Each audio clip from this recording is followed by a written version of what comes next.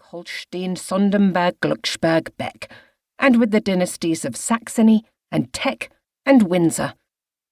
Through her mother, the new princess was only 7 generations removed from Catherine the Great of Russia, and thus descended from the impetuous Emperor Paul I.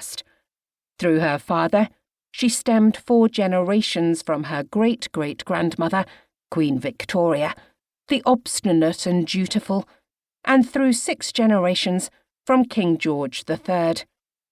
Her paternal grandfather was, of course, King George V, the sunset of whose death had occurred at Sandringham 11 months before she was born.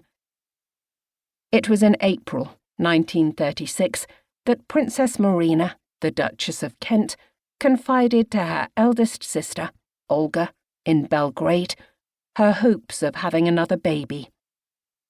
Her other child, her baby son, Prince Edward, was then 6 months old.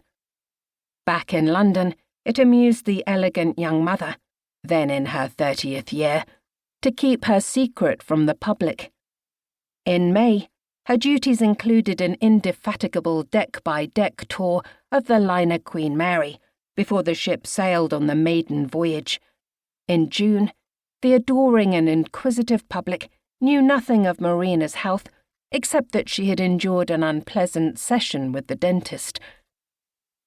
In July, consideration for the Duchess may have dictated the somewhat strange protocol of King Edward VIII's garden parties, at which the royal ladies gathered under the silken durbar canopy and remained somewhat aloof and secret from the general company. The expectant mother's summer holiday with Princess Olga and her husband, Prince Paul, at their mountain villa in Yugoslavia, further triumphantly postponed discovery. But Queen Mary felt that there should be at least a 4 months' retirement, and in the autumn, after leaving Balmoral, the secret was out. Her Royal Highness, the Duchess of Kent, has cancelled her forthcoming engagements, it was announced, and she will not be undertaking any further functions. As it happened, an exception had to be made for the macabre and unnecessary funeral of her grandmamma, Queen Olga of the Helens, who had been dead 10 years, and of her aunt and uncle, King Constantine and his Queen Sophia, who had been defunct for 13 and 6 years respectively, dying in exile during the temporary effacement of the Greek monarchy. Their bodies had been lodged in a mausoleum in Florence, where they might have peacefully remained. King Constantine's son, Marina's cousin George II, was, however, restored to the throne of Greece in 1935, and thereupon he oddly decided within a year to inflict a full state funeral on his rejoicing people by bringing his parents and grandmother home for reburial.